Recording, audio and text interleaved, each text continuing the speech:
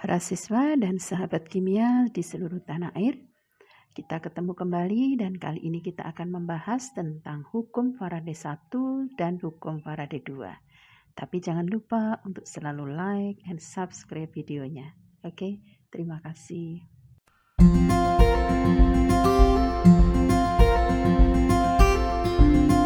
Membicarakan tentang hukum Faraday yang pertama atau Faraday 1 gitu ya. Di sini menyatakan bahwa massa yang diendapkan itu akan sebanding dengan muatan listrik dan juga massa ekivalen daripada zat tersebut. Nah, selanjutnya rumusan tadi sudah kalian perhatikan dan di situ ada massa ekivalen, di mana massa ekivalen biasa dilambangkan pakai E ya, itu sama saja dengan massa 1 mol elektron. Nah, sehingga dirumuskan bahwa E sama dengan AR dibagi dengan jumlah elektron ya. Maksudnya jumlah elektron di sini adalah elektron yang terlibat dalam reaksi elektrolisa. Nah, tentunya pasti di katoda gitu ya. Jadi nanti diperhatikan elektron yang berada di katoda ada berapa banyak. Ada contoh soal jika ke dalam larutan NiSO4 dialirkan arus listrik sebesar 10 ampere selama 193 detik. Hitung massa endapan nikel yang terjadi di katoda. Ya, diketahui AR-nya Ni itu 59. Nah, kalian bisa menentukan dulu beberapa pernyataan yang diketahui gitu ya. Arus itu dilambangkan I 10 ampere, kemudian waktu harus dalam satuan detik atau sekon ya. 193 detik, kemudian ARNI kita butuhkan 59 untuk menentukan massa ekivalennya. Kemudian berapa harga WNI ya, berat endapan yang Selanjutnya kalian tuliskan dulu reaksi yang terjadi pada katoda gitu ya. Karena memang nanti endapan akan terbentuk di katoda. Jadi di situ Ni2+ atau plus 2 ditambah 2 elektron membentuk Ni ya, endapan. Nah, kita tentukan dulu berapa massa ekivalennya Ni. Jadi ENI sama dengan AR-nya Ni dibagi dengan jumlah elektron. Nah, di sini jumlah elektron yang terlibat di dalam reaksi itu adalah 2, gitu ya. Jadi sama dengan 59 dibagi 2, ketemu 29,5. Nah, tinggal masukkan ke dalam rumusan Faraday 1, jadi WNI sama dengan EIT dibagi 96.500. Ya, sama dengan 29,5 dikali 10 kali 193 dibagi 96.500. Maka didapatkan WNI sama dengan 0,59 gram. Ya, jadi para siswa, berat endapan nikel yang terjadi di katoda adalah sebesar 0,59 gram. Nah, jadi rumusan tadi harus disesuaikan dengan yang diketahui pada soalnya. Gitu ya, apa-apa yang diketahui, kemudian hubungkan dengan rumusan yang ada. Baik, selanjutnya adalah soal yang kedua. Hitunglah volume gas hidrogen pada keadaan STP. Ya, masih ingat ya dengan kondisi STP yang terbentuk dari elektrolisis larutan Ki menggunakan arus 5,36 ampere selama 30. Nah, para siswa semuanya, karena ini tadi yang diminta adalah volume gas gitu ya, volume gas yang terjadi pada katoda yaitu gas hidrogen, maka kalian bisa cari lewat ini seperti biasa. Untuk hal yang diketahui dalam soal harus dituliskan dulu. Jadi I-nya 5,36 ampere, T-nya itu dan 3 menit. Berarti kita ubah menjadi detik, 180 detik. Ya, yang dicari adalah volume gas hidrogen dalam kondisi STP. Nah, pengerjaannya kita tuliskan dulu reaksi di katoda 2H2O liquid ditambah 2 elektron membentuk H2 gas ditambah 2OH-. Ya. Kita langsung menentukan saja untuk jumlah mol elektronnya. Nanti kita perbandingkan. Jumlah mol elektron itu rumusnya kan I kali T per 96.500. Ya, jadi 5,36 kali 180 dibagi 96.500. Ketemu 0,01 mol. Nah, untuk menghitung mol H2, karena kita mau cari volume H2, berarti kita juga harus tahu molnya H2, begitu ya. Nah, yang dicari ini tadi yang sudah ketemu 0,01 mol adalah mol elektronnya.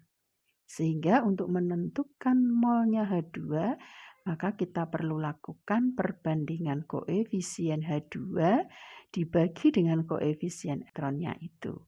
Ya, jadi di sini 1/2 atau 1/2. Nah, maka tinggal menentukan saja, berarti jumlah mol H2 sama dengan setengah, tadi hasil dari perbandingan koefisien, dikali 0,01 molnya elektron. Ya, nah, ketemunya adalah 0,005 mol. Nah, ini molnya siapa? Ini adalah molnya H2, gitu kan? Nah, setelah mol gas H2 ketemu, maka kita cari volume daripada gas H2 dalam kondisi STP. Masih ingat ya bahwa 1 mol itu besarnya adalah 22,4 liter. Sehingga volume gas H2 dalam kondisi STP ya tinggal dicari 0,005 mol dikali 22,4 liter. Ya, ketemunya adalah 0,112 liter. Begitu para siswa ya. Jadi kalian harus menentukan dulu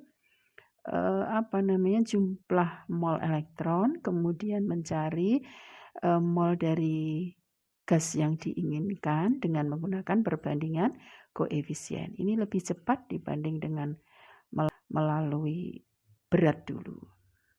Kalau tadi dikatakan bahwa pada pembahasan hukum Faraday 1 gitu ya, itu kan terjadi pada satu sel elektrolisa gitu ya, atau sel elektrolisis. Nah, jadi massa zatnya, massa endapan yang terbentuk berbanding langsung dengan muatan listrik dan massa ekivalennya. Nah, sekarang kalau pada hukum Faraday yang kedua, ini terdapat atau terjadi pada beberapa sel elektrolisis yang disusun secara seri, gitu ya. Jadi bisa 2 sel elektrolisis, bisa 3 sel elektrolisis. Nah, begitu ya. Seperti pada gambar, silahkan untuk diperhatikan tayangannya. Nah, rumusan yang didapatkan adalah W1 berbanding W2 sama dengan E1 berbanding E2. Gitu ya. Jadi kalau ada 2 sel elektrolisis ya, kamu tinggal membandingkan saja zat yang dimaksud pada sel 1 berbanding dengan berat pada sel yang kedua, gitu ya, sama dengan massa ekivalen zat pada sel yang satu berbanding dengan massa ekivalen zat pada sel yang kedua. Demikian.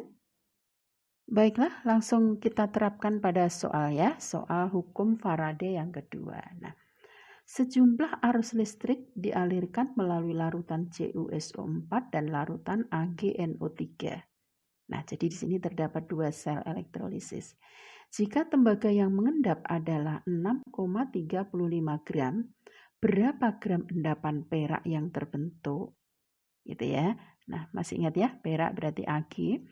Di situ diketahui AR-nya Cu 63,5 dan AR-nya Ag itu 108. Nah, ini adalah cirinya Faraday yang kedua. Jadi ada lebih dari 2 sel. Gitu ya. Di sini elektrolisis untuk CuSO4 dan larutan AgNO3. Nah, untuk pembahasannya seperti biasa yang diketahui harus kalian tuliskan WCU, jadi beratnya Cu di situ 6,35 gram ya. Kemudian E-nya Cu tinggal dicari saja ArCu dibagi jumlah elektron. Nah, ArCu-nya 63,5, terus jumlah elektron yang terlibat itu ada 2 ya. Perhatikan di samping kanan itu pada sel 1 terjadi reaksi di katoda ya. Cu12 ditambah 2 elektron menjadi Cu, dan pada sel yang kedua di katoda terbentuk Ag plus ditambah 1 elektron menjadi Ag. Nah, kita lanjutkan untuk yang diketahui, jadi EAg sama dengan hampir sama dengan Cu ya. AR-nya Ag dibagi dengan jumlah elektron. Jadi sama dengan 108 dibagi 1.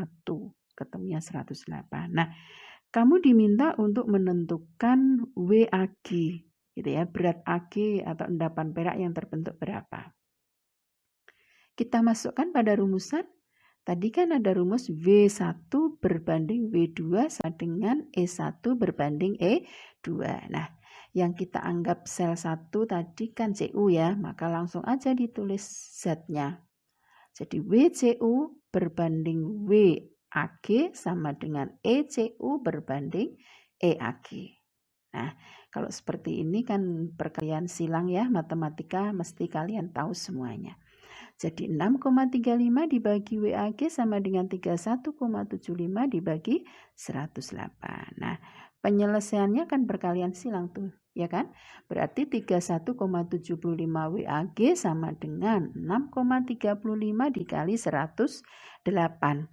Sehingga WAG sama dengan 6,35 kali 108 dibagi 31,75. Ya, ketemunya adalah 21,6 gram.